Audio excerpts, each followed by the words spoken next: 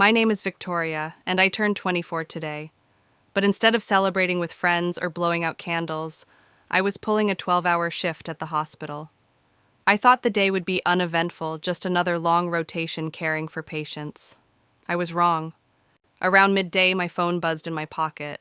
I expected a birthday message, maybe from a cousin or an old friend. Instead, I saw my father's name. The words on the screen froze me in place. "We sold your car. Family comes first. Be grateful we let you live here rent-free." My heart pounded. My car. The car I had worked 2 years to buy, saving every dollar from babysitting jobs, grocery store shifts, and later my nursing salary, gone just like that. Before I could even catch my breath, another message arrived. "Oh, and Derek starts college next month. You'll cover his first semester. 5,800 due this week."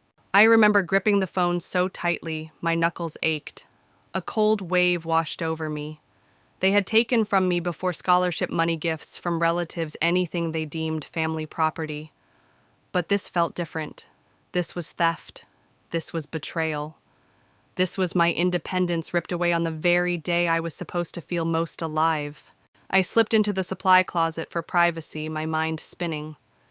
My father's voice was so clear in that text, even though I hadn't heard it aloud, commanding, entitled, unquestionable. He had always spoken in absolutes. My mother always backed him. My brother Derek always benefited. And me, I was expected to sacrifice, to obey, to keep silent. Something cracked inside me. I had endured years of being the provider without acknowledgement. I had swallowed their rules, their demands, their erasure of my milestones. But this was too much. Selling the one thing I had earned entirely on my own, expecting me to pay thousands for Derek while dismissing my own needs. No, that single word pulsed in my chest like a heartbeat. For the first time in my life, I knew I would not bend. As I stood in that cramped supply closet, I thought about the irony. Birthdays were supposed to mark growth, freedom, the beginning of a new year of life. Instead, mine marked a decision, one that would sever me from everything I had known. And here's the truth I want you to hear if you've ever felt used or unseen by those closest to you. Your worth is not measured by what others take from you. It is measured by what you refuse to surrender. This was the moment my story began. The moment I chose myself over a family system designed to drain me. That was only the first shock of the day. What followed was even darker, more painful, but also more liberating than anything I could have imagined. I walked back onto the pediatric floor, but the beeping monitors and hushed voices around me blurred into background noise. My mind kept circling back to those messages. My car gone. My savings already claimed for Derek. And my father's smug line, "Family comes first." For as long as I could remember, family comes first meant one thing in our house: my father's authority was absolute, and Derek's needs came before mine. It never meant fairness. It never meant love. It meant I had to give, and they had to take. Let me take you back for a moment. I grew up in a house where my father, Frank, ruled with iron authority. He decided what counted as success, who deserved praise, and who didn't. My mother, Linda, followed every word without question, smoothing over his harshness with a forced smile. And then there was Derek, my younger brother, the golden child. He was the pride of the family, the one who could do no wrong. Me, I was the responsible one, the provider, the scapegoat when things went wrong. By the time I was 16, I was juggling babysitting and grocery shifts while Derek lounged at home playing video games, surrounded by the newest sneakers and sports gear my parents bought him. At 18, when most kids I knew were worrying about prom or graduation, my parents handed me a new rule: $400 rent every month. I paid it because what choice did I have? Yet I never saw those payments improve the house. No repairs, no upgrades. It simply disappeared into the family's bottomless pit of expenses. Meanwhile, Derek never paid a dime. His birthday parties were elaborate, his hobbies fully funded. When he turned 16, he was handed his first car as if it were a right. I, on the other hand, had to scrape together every cent for my Toyota Corolla, and when I finally brought it home, my father scoffed. "Could have gotten you a better deal if you'd asked." That car wasn't just transportation, it was proof that I could create something of my own outside his control. But today he had stripped even that from me. Standing in that supply closet, phone still clutched in my hand, a realization sank in. I had allowed this hierarchy to define me. I had been trained to believe that compliance kept the peace, that sacrifice proved my worth. But peace had never really existed, had it only control. And now on my 24th birthday, I finally understood the truth. If I didn't change the script, this cycle would never end. Before I continue, let me pause and ask you, have you ever lived in a family where your needs were invisible, where someone else's comfort always came before your own? If you have, you'll know the quiet rage that builds inside. You'll know how hard it is to finally say, enough. If this resonates with you, take a second to share where you're watching from in the comments, and don't forget to subscribe, because stories like this deserve to be heard. That's why I'm telling you mine. The Sanders household wasn't a home, it was a hierarchy, and I was done living at the bottom. I straightened my scrubs, forced a steady breath, and stepped back into the ward. To my patients, I was the calm, reliable nurse who could handle anything. Inside, though I had crossed a line I could never uncross. My father's message was meant to break me, but instead, it awakened me. Something was shifting. I didn't know yet how far it would go or how much it would cost, but I knew one thing for certain. I would no longer be their victim.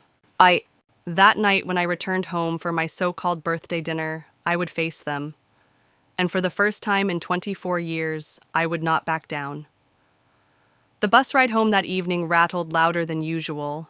Every stop, every squeal of the brakes felt like a countdown to the confrontation I could no longer avoid. I stared out the window watching the city lights blur, and my mind drifted back to how this cycle of injustice had started. When I was 16, while Derek enjoyed his weekends at the arcade or the basketball court, I was babysitting neighborhood kids. I stocked shelves at the grocery store until midnight, then woke up early for school the next morning. My parents called it building character. But when Derek wanted the latest video game console, the money appeared instantly. By 18, I thought life might get easier. Graduation was on the horizon, and I dreamed of leaving for college. That's when my father declared that I would pay $400 in rent every month. I was still in high school. Most of my friends were focused on prom dresses or applying to universities. I was calculating how many shifts it would take to cover my new family obligation. I always paid, and still nothing in the house changed. No new furniture, no repaired appliances. My father would sneer, "You should be grateful we let you stay here so cheap." Meanwhile, Derek's room overflowed with sneakers, jerseys, and eventually his own first car. A shiny gift handed to him with no strings attached. I learned quickly that family shares meant you sacrifice. When I won a scholarship to help pay for community college, my parents demanded I hand it over because they were providing a roof. When my grandmother left me her pearl necklace, it appeared around my mother's neck at the next family dinner. She smiled at me and said, "Family shares." Those words were a knife disguised as kindness. Still, I pressed forward. I worked nights, studied on weekends, and scraped by until I earned my nursing license. My hospital hired me right after graduation. For the first time, I felt like I had built something that belonged to me. When I bought my Toyota Corolla with my own savings, I thought, finally, they cannot touch this. That car represented freedom, control, proof that I was no longer under their thumb. And now on my 24th birthday, they had stolen even that. As the bus jolted to another stop, I clenched my fists. Every memory of being stripped, every injustice I had swallowed came rushing back. The scholarship, the necklace, the rent, the countless times I was told I was lucky just to have a roof.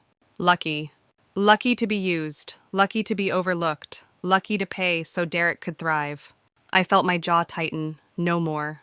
I want to ask you something here. If you were in my shoes, what would you have done? Would you have walked away earlier or kept paying to keep the peace? Drop your thoughts in the comments, because I know many of you have faced this same kind of choice. By the time the bus rolled into my stop, my decision was carved into me like stone. I wasn't going to give them another dollar. I wasn't going to stay silent. The years of obedience had ended the moment that message lit up my phone. I stepped off the bus, the night air cool against my face, and I felt a strange mix of fear and relief. Fear of the storm waiting inside my house, relief that I had finally chosen myself. Tomorrow maybe I would crumble under the weight of their anger. Maybe I would question if I had made the right choice. But not tonight. Tonight I was done being the scapegoat. And as I walked up the driveway, the empty space where my car had once been felt like a promise. A painful reminder of what they had taken and a clear sign of what I was about to reclaim. But dinner was waiting inside. My father's voice, my mother's manipulations, Derek's smug entitlement. They had no idea that I was no longer the obedient daughter they thought they controlled. The door creaked as I stepped inside. The smell of pot roast filled the air, my mother's signature meal for special occasions. But nothing about this night felt special to me. My father was slouched in his recliner eyes, glued to the television, one hand gripping a glass of water, as if it were a throne's scepter.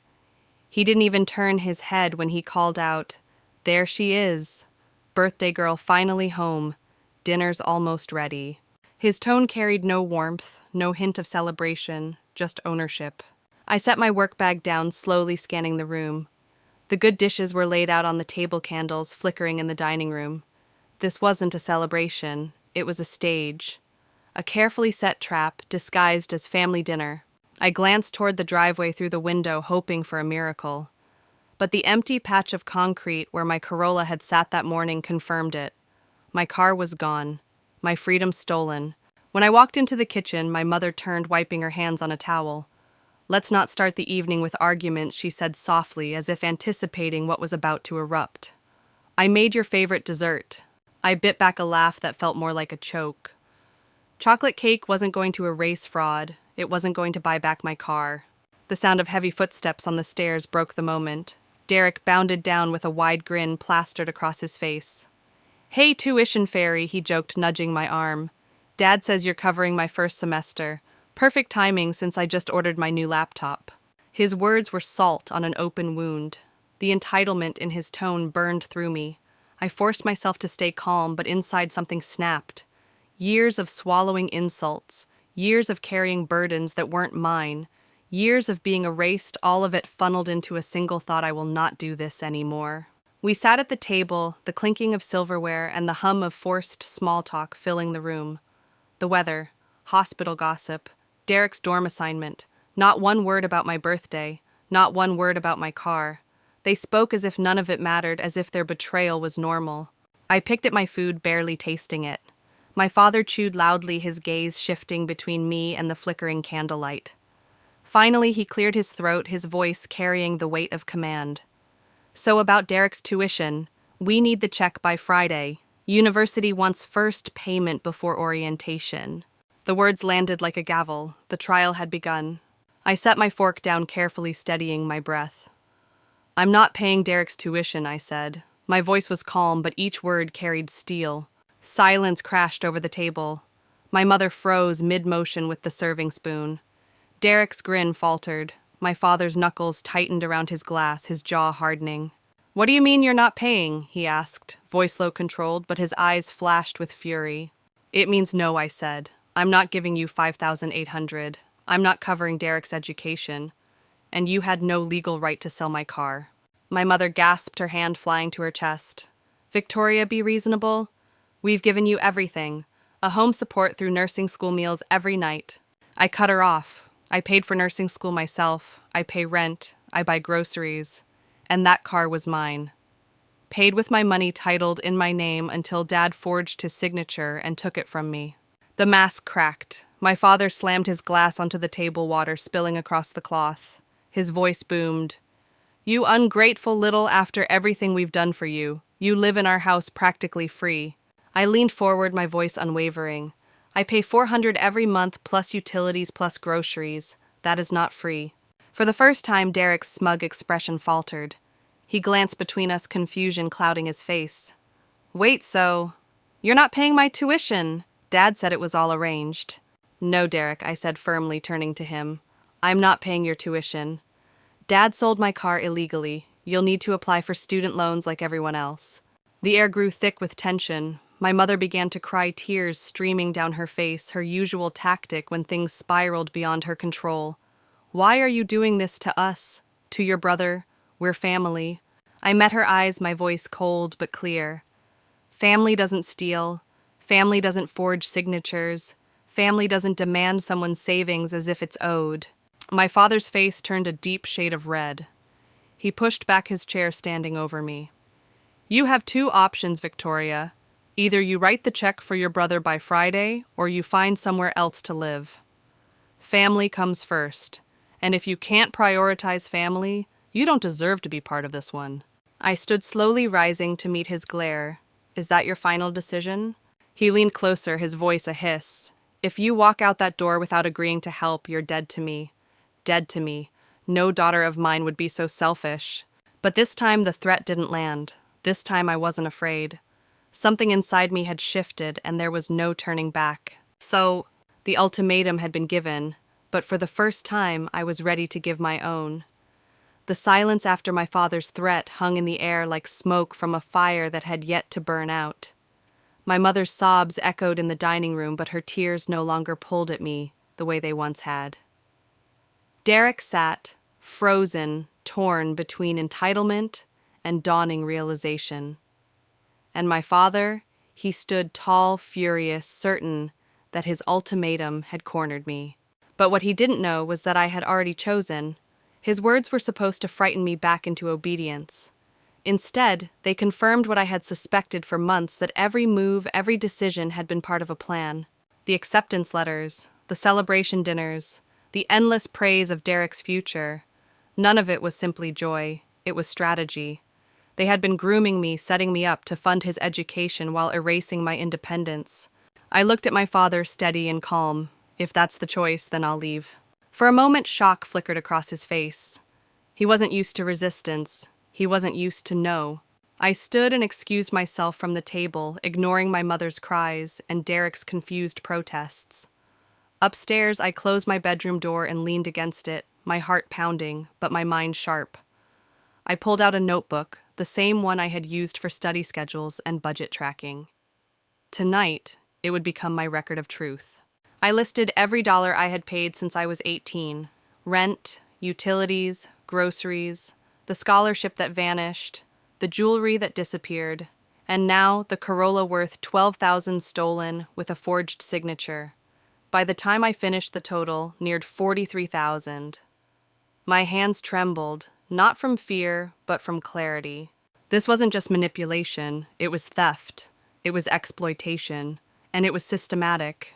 I paused to breathe, my chest tight, but my resolve firm. This was the night I would start building my escape, not just physically, but legally. Before I continue, let me say this. Many of you watching might know exactly what it feels like to be trapped in a family system that drains you. Maybe you felt obligated to keep giving while no one gives back. If you know that feeling, take a second to subscribe, because these stories are not rare, and we need to stand together against them. Back in my room, I pulled out a manila folder stuffed with receipts and documents. I had kept them for tax purposes, at least that's what I told my parents when I insisted on written receipts for my rent. But in reality, I had been preparing for this moment without realizing it. I flipped through page after page, 6 years of evidence, 6 years of sacrifice. And now proof that I had been more than a dependent. I had been a provider forced into a role I never agreed to. My phone buzzed again. Derek's message lit the screen. "Thanks for helping with tuition, sis. Dad says you're covering first semester. You're the best." The arrogance of it made me laugh bitterly. Derek wasn't malicious, not really. But he had been raised to believe my sacrifices were normal. He had never questioned where the money came from because he never had to. I didn't respond. Not tonight. Instead, I opened my laptop. If my father wanted to play this as family business, then I would treat it as exactly that business. I began drafting a spreadsheet line by line. Dates, amounts, purposes, everything accounted for. And beneath it, I started a letter. Not of apology, not of explanation, but of declaration. They had taken nearly half a lifetime of earnings, and I was done letting it happen. The house creaked around me, the familiar sounds of my childhood home, my father's heavy footsteps downstairs, my mother's muffled sobs, Derek's laughter drifting from his room. But for the first time, I realized that none of this defined me anymore. I wasn't bound by their hierarchy. I wasn't trapped by their authority. This was no longer just about a car. It was about reclaiming my voice, my worth, and my future. That night I didn't sleep. I planned. I gathered. I prepared. And by morning I knew exactly what I would do next. Morning came with an eerie quiet. The house smelled faintly of coffee and reheated pot roast, but there was no happy birthday greeting waiting at my place at the table. No card, no gift. Just silence broken only by the clatter of Derek's spoon in his cereal bowl. My mother glanced at me but quickly looked away, her eyes swollen from tears. My father sat across from me, the newspaper stretched wide, his voice cold and deliberate when he finally spoke.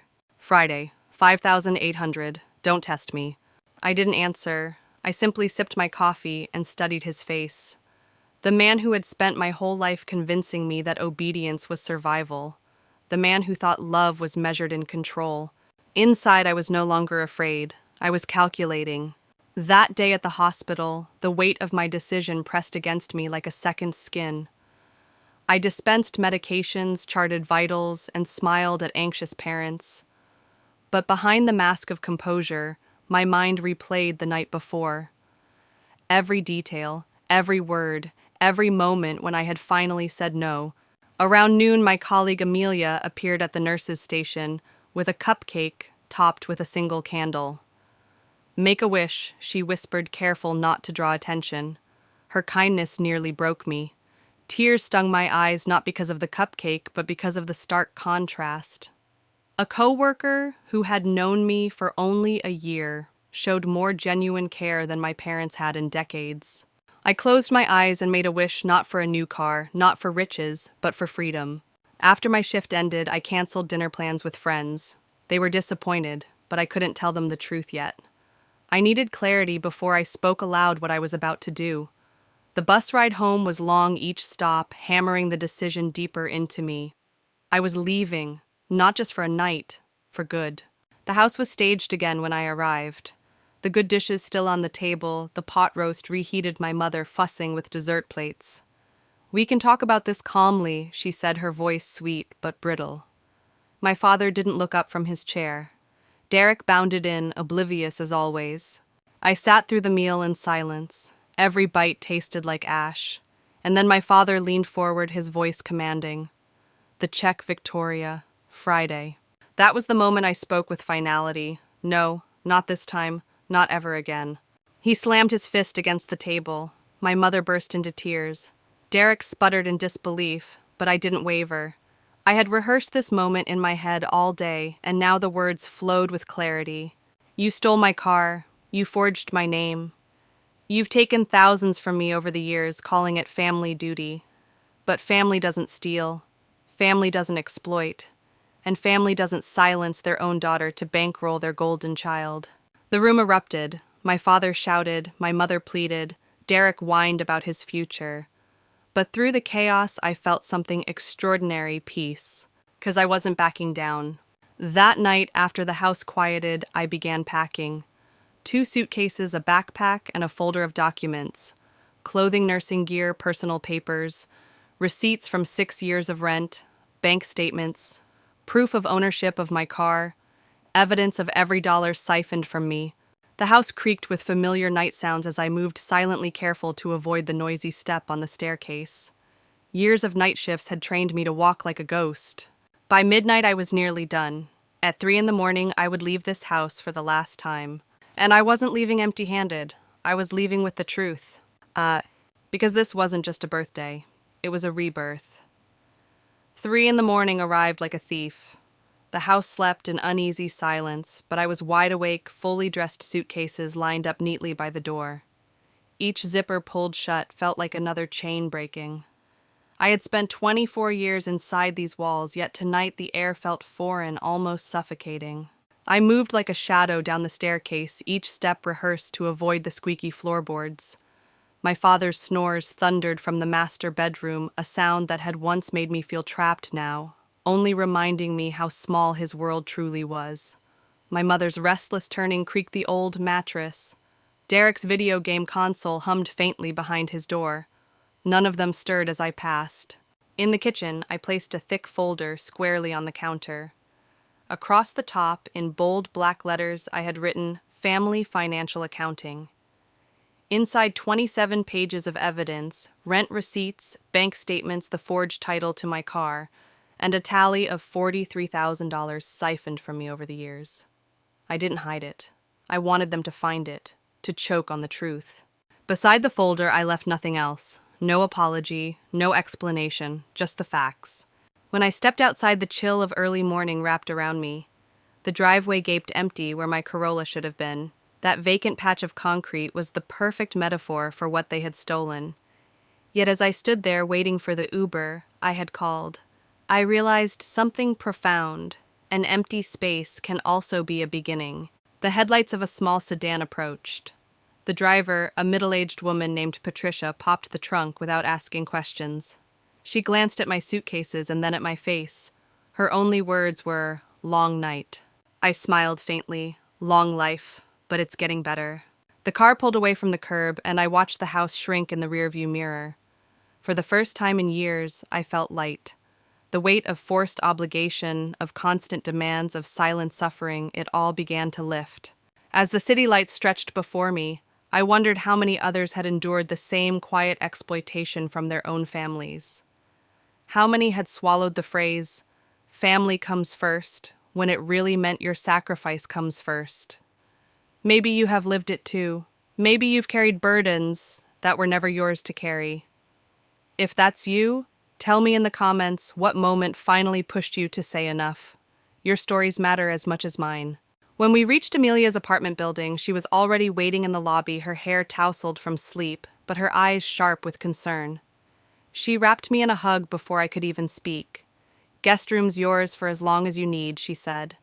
"No judgment, no questions, just support." The kind of support I had begged for all my life, only to be told I was ungrateful. The guest room was small but perfect, clean sheets, a warm lamp, and blessed silence. I unpacked only the essentials, tucked my folder of evidence beneath the bed, and collapsed. Sleep claimed me instantly. For the first time in years, I dreamed without fear. Morning sunlight streamed through the blinds when I awoke, disoriented at first, then sharply aware. It was my birthday, the day I walked away from being their scapegoat. My phone buzzed incessantly, vibrating against the nightstand. 27 missed calls, 43 texts, voicemails stacked one after another. I silenced it without listening. I didn't need to hear their voices anymore. The battle had already shifted. Last night was escape. Today would be strategy. And I was ready. What? Because leaving wasn't the end of the story. It was only the beginning of taking back what was mine. The first full morning away from my parents' house felt surreal. Sunlight filtered through Amelia's blinds, and for a moment, I wondered if it had all been a dream. The confrontation, the ultimatum, the silent packing in the dead of night. But then I saw my suitcases lined up against the wall, the folder of documents tucked neatly beneath the bed. Reality returned with a rush. I had done it. I had left. Amelia was already in the kitchen, scrolling through her phone with a mug of coffee in hand. "Morning, warrior," she said with a soft smile. "How are you feeling?" Like I should have done this years ago, I admitted. My voice was steadier than I expected. She gestured toward my buzzing phone on the counter. "Your family has been calling nonstop. It's been vibrating for over an hour." I picked it up reluctantly. Dozens of missed calls. Over 40 text messages. Voicemails stacked endlessly. Not just from my parents, but from aunts, uncles, even family friends. The storm had begun. I opened a few texts. My father's tone was furious. "You're being ridiculous. Come home and apologize. Family comes first." My mother's messages shifted between guilt and manipulation. "You're breaking your father's heart. Think of Derek's future. We can work this out." Derek's was the most galling way to ruin my college plans, sis. Selfish much. But then came one that made me pause. Aunt Susan, my father's sister. "What did you leave behind?" "Your father is apoplectic. Did you really document everything none of us knew? They're panicking. Call me when you're safe. For the first time, someone acknowledged the possibility that I wasn't crazy, that my voice had weight, that my evidence mattered. I sipped coffee slowly, letting the bitter warmth steady me. I realized that what I had left on the kitchen counter wasn't just a stack of papers, it was a detonator. My parents had spent years crafting an illusion of authority, hiding their exploitation under the banner of family duty. But the evidence stripped away that facade. And now they were terrified. The irony wasn't lost on me. For years I had been afraid of their power. Now it was they who feared mine. I turned to Amelia, voice firmer now. I need to call a lawyer, today.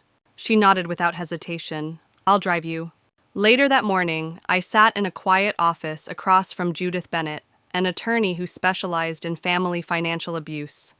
She studied my folder with sharp eyes, flipping page after page, her pen scratching notes. After nearly an hour, she looked up. You have a very strong case. The car sale is clear-cut fraud.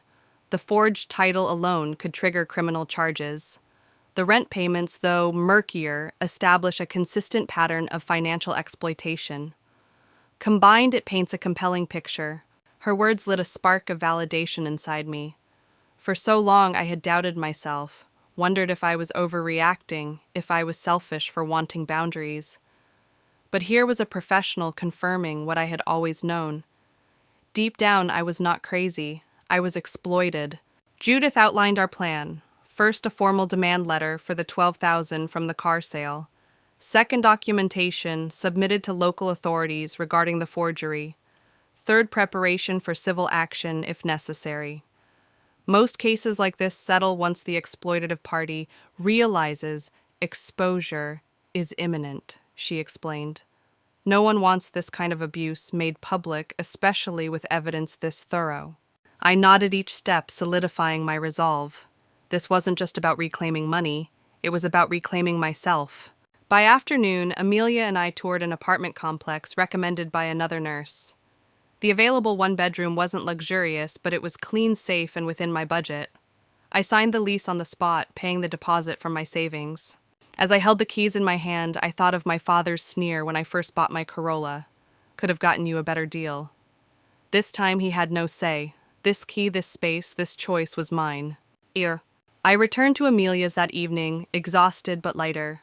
For the first time in years, I wasn't just reacting to my family's demands. I was setting the terms, and I knew this was only the beginning. By the end of that first week, my phone had become a weapon aimed at me. Calls poured in at all hours, voicemails layered on top of each other, switching from rage to guilt to bargaining. My father's voice thundered through one, "You're destroying this family. No one will believe you over us." In another, my mother whimpered, "Please come home. Derek's future is at stake. Don't do this to us." But the one that revealed the truth most clearly came late one night. My father, his words clipped almost desperate. "What will it take to make this go away? Name your price."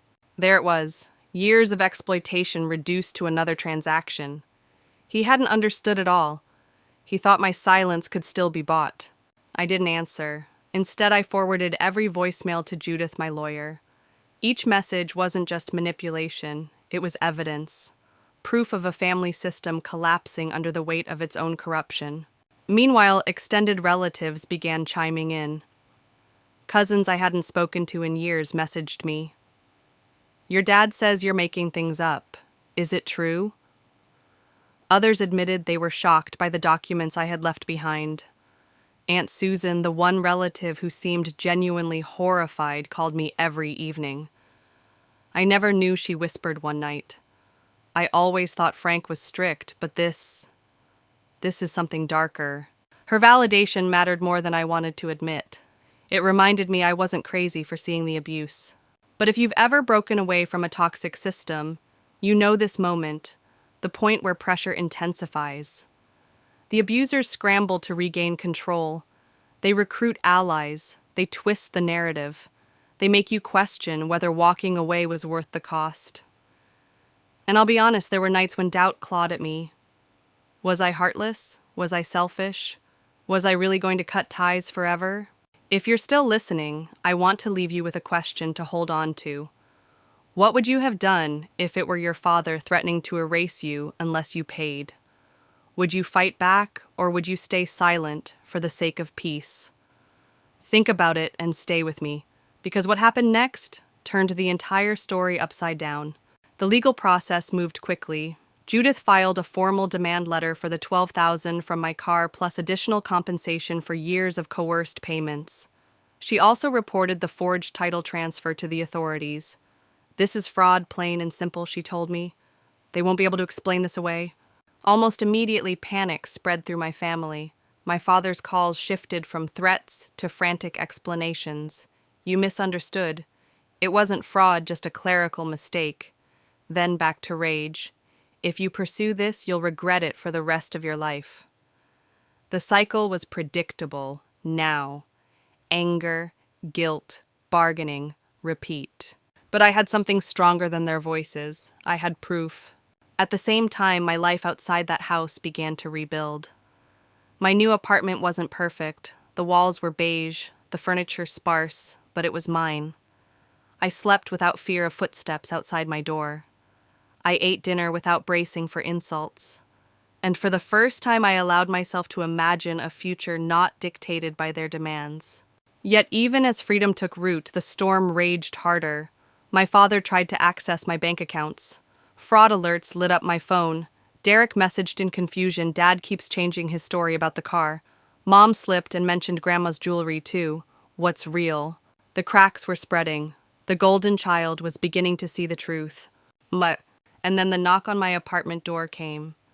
Not from my parents, not from Derek, but from someone who would turn the entire battle in a direction I hadn't expected. The knock echoed through my apartment, sharp and deliberate. For a split second, my heart leapt into my throat.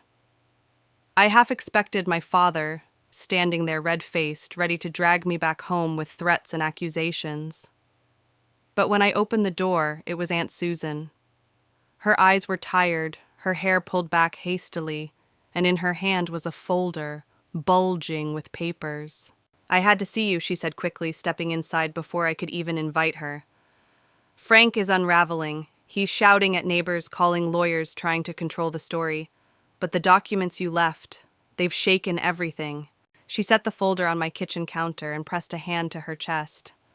I didn't know Victoria. I truly didn't.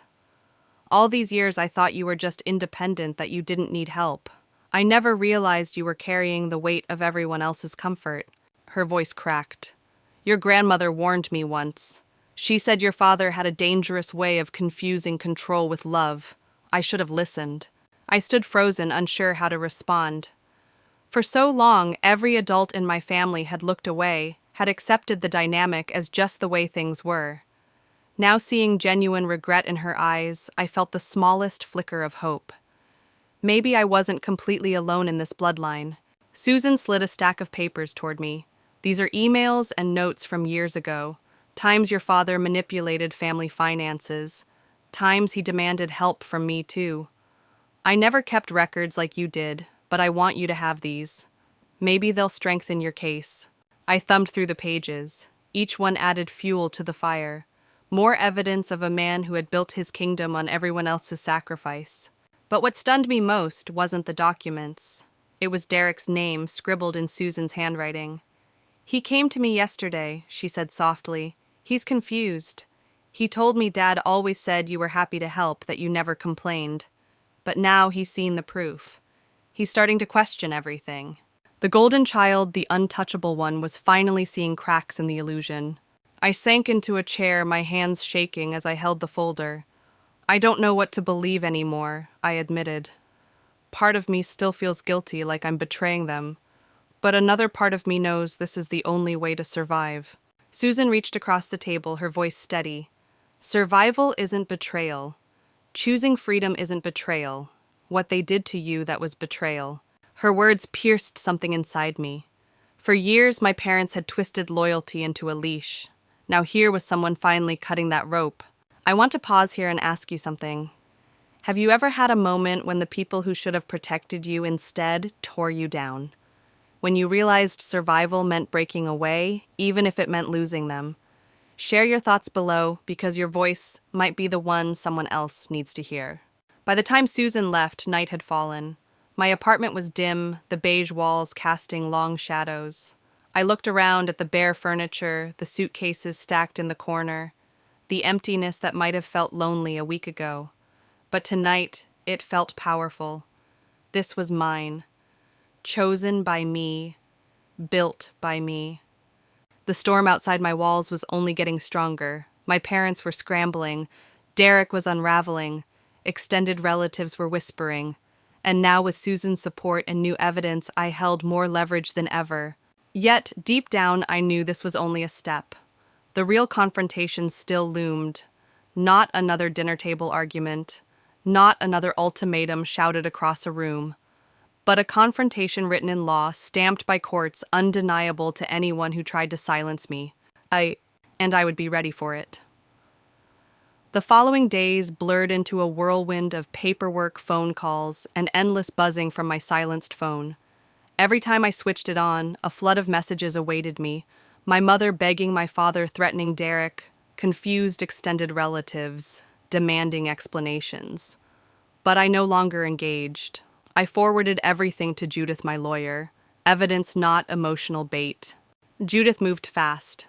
The forged title for my car became the centerpiece of our case. Forgery is fraud, she explained matter-of-factly. There's no gray area. Your father committed a crime. Hearing those words was surreal. For years I had been told to stop being dramatic, to stop overreacting.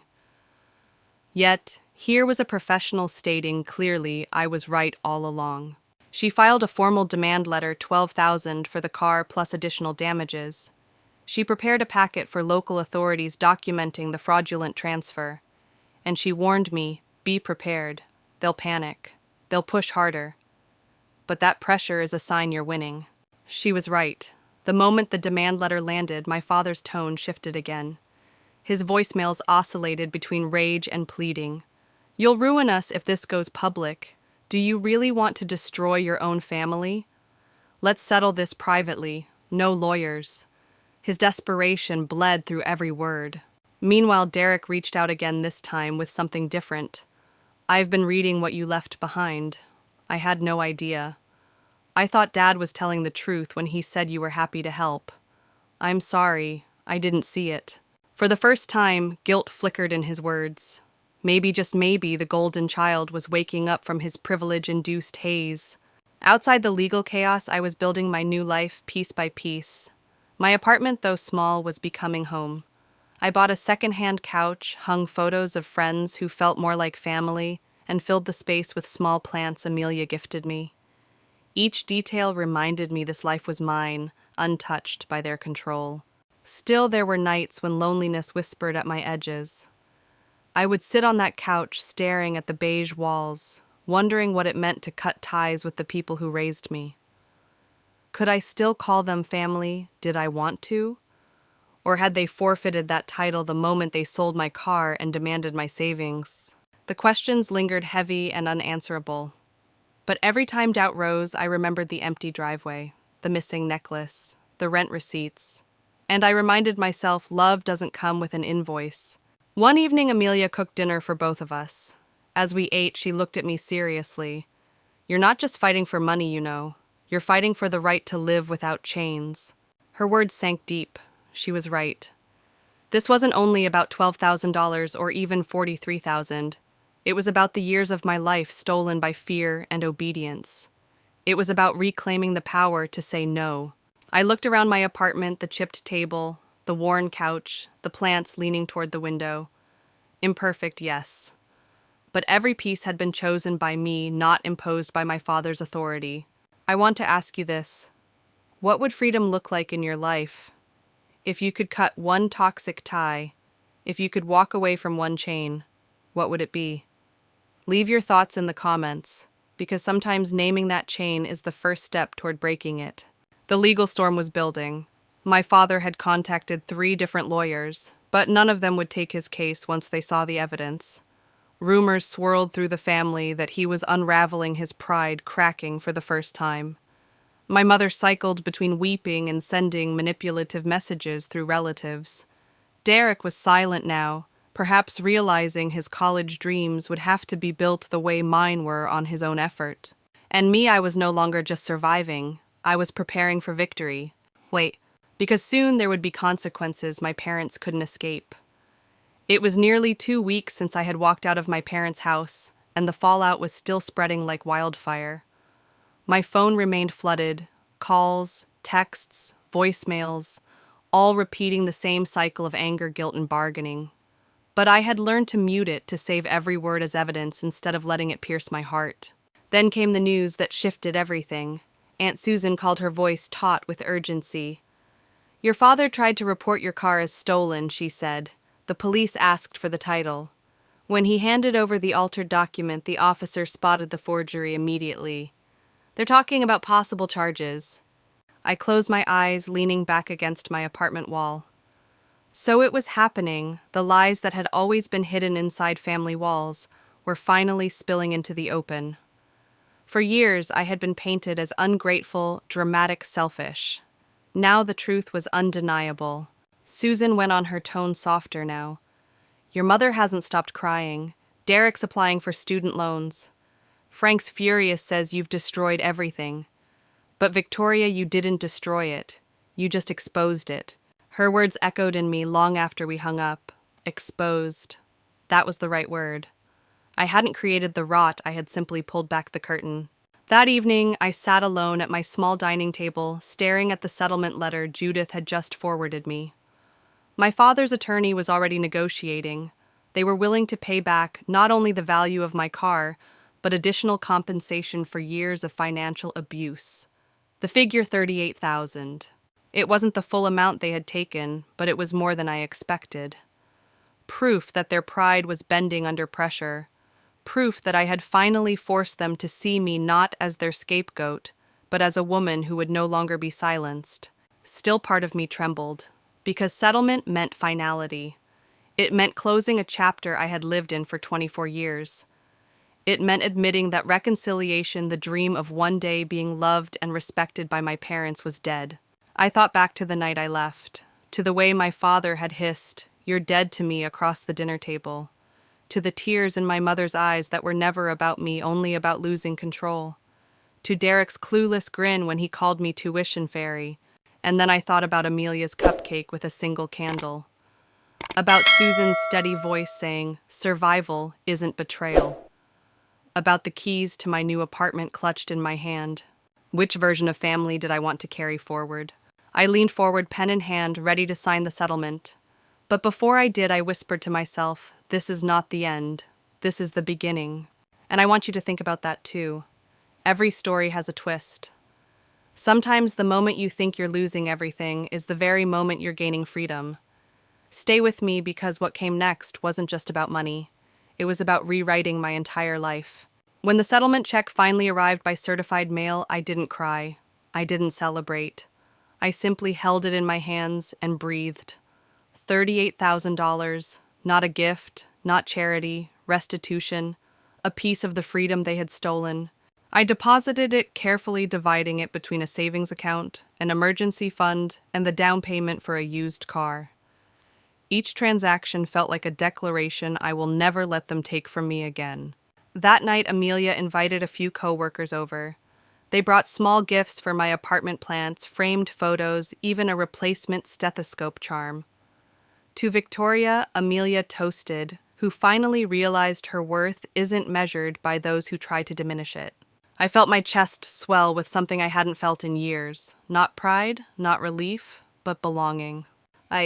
And that's when the story shifted again, because as my world grew stronger, my family's carefully constructed facade began to collapse.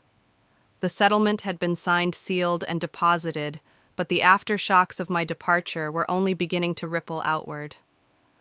Word spread quickly through our extended family, and even into the neighborhood where I grew up.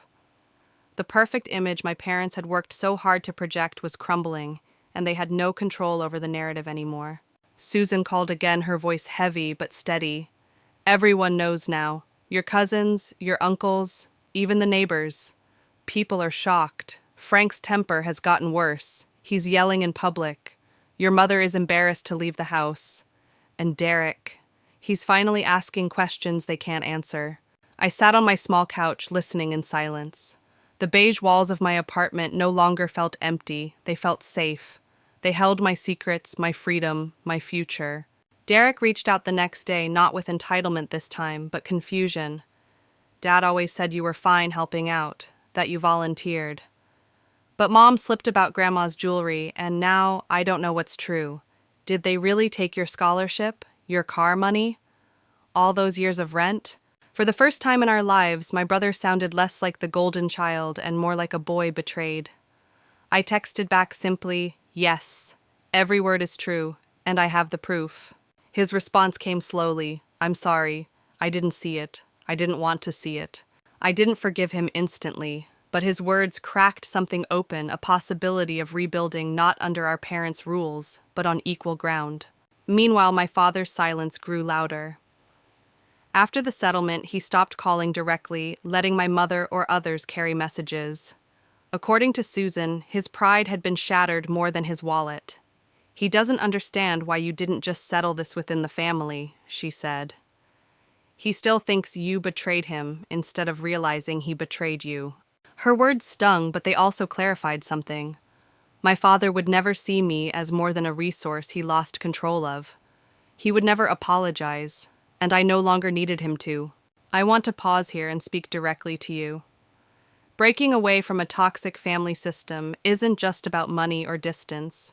It's about shifting the roles you were forced into. I stopped being the scapegoat the moment I said no. And you can too.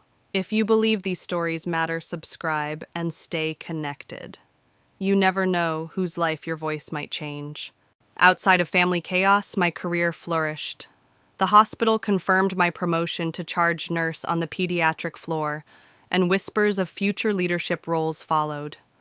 For the first time, I could pour energy into growth instead of survival.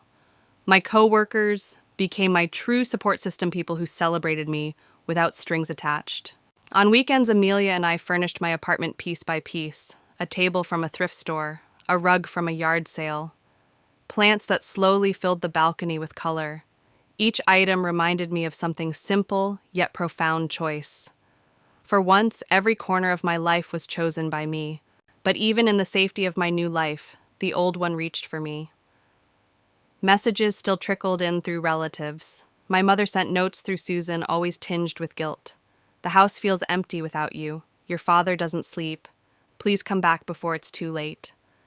I read them, folded them away, and refused to answer.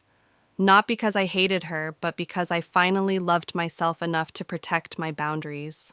1 year earlier, I would have caved. I would have given in to tears, to guilt, to the crushing weight of family comes first. But not now. Not anymore. Because once you've tasted freedom, chains no longer feel like home. 6 months after I walked out, life looked nothing like the one I had left behind. My apartment was no longer a bare shell with beige walls and secondhand furniture. It had become a reflection of me, plants thriving on the balcony, blue paint softening the walls, shelves lined with nursing textbooks, and photos of friends who had become family. Every corner carried a quiet declaration, I am free. The settlement money had been used carefully, almost reverently. A reliable used car replaced the one my father stole. An emergency savings account gave me a cushion I'd never had before. I chipped away at my student loans, each payment lightening a burden that once felt impossible. Nothing extravagant, nothing reckless, only choices that gave me stability and security. Choices made by me, for me. At the hospital, I thrived. The promotion to charge nurse had become permanent, and whispers of further advancement followed.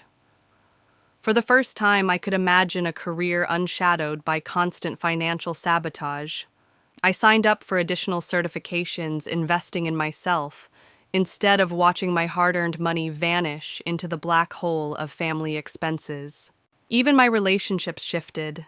Amelia and I grew inseparable: movie nights, hiking trips, Sunday brunches. The colleagues who once felt like acquaintances became a chosen family who celebrated my milestones without jealousy or debt attached. For the first time, birthdays came with laughter, small gifts, and genuine pride. No manipulation, no guilt. And Derek, our dynamic had changed too. He enrolled in community college instead of the state university, a humbling decision forced by reality. At first, he was bitter, blaming me for the disruption of his plans. But slowly, through late-night texts and cautious phone calls, he began to see the truth. He admitted catching our father snooping through his banking app, trying to access his savings. He confessed that he finally understood why I always looked exhausted, why money felt like a constant battlefield. One message from him still lingers in my mind. "I'm sorry I didn't see it sooner. You were never selfish. You were surviving." It wasn't forgiveness, not yet, but it was a beginning. For the first time, we were siblings instead of roles, no golden child, no scapegoat, just two young adults learning how to navigate the wreckage of a broken system. But my parents remained distant. According to Susan, their lives were unraveling. They sold the family home and downsized, claiming it was for practicality, but everyone knew pride had cracked them. My father refused to speak of me, insisting I was dead to him. My mother attempted reconciliation through others, always circling the same message: guilt without responsibility.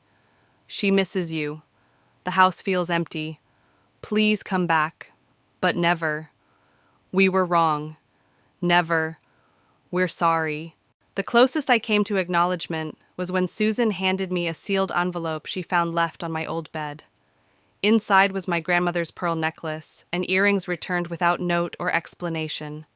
A silent admission, perhaps, or a desperate attempt at repair. Either way, I accepted them, not as a gift from my mother, but as a reminder of the woman who had once whispered to me, "Always know your worth." And now I did.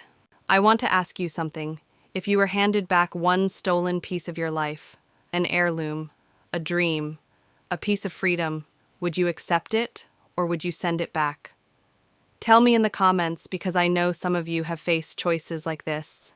Standing in my apartment that evening, necklace in hand, I realized that worth doesn't come from what others return to you.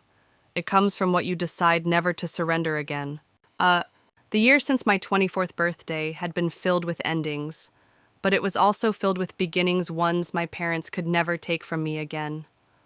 1 year later, I stood on the balcony of my apartment, coffee in hand, watching the sunrise spill gold over the city skyline. The same city where 12 months earlier I had boarded a bus with nothing but 2 suitcases, a backpack, and the determination not to be broken. Now I breathed freely. No hidden debts. No threats disguised as obligations. No ultimatums about loyalty. The anniversary of that birthday text had arrived, and I found myself reflecting on everything that had changed.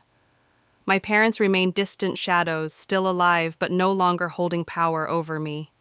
I heard updates only through Susan. My father had retired early, bitterness etched into his days.